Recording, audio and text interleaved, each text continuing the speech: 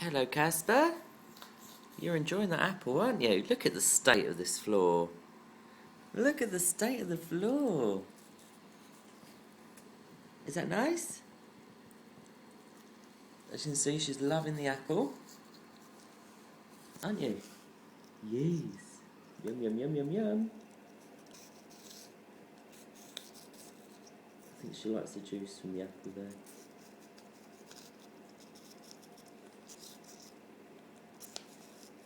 You see, she's not eating all of it. She's just sort of like pulling it apart and getting the juice out, aren't you? Yes. Hello, darling. You made a mess.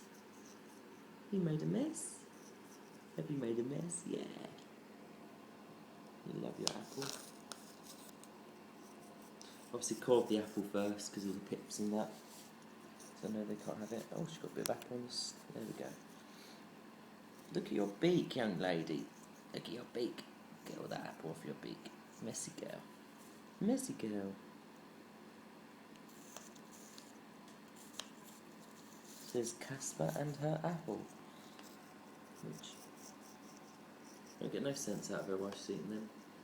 Oi. No, say goodbye. Bye bye. Bye bye. Bye bye. Pretty girl.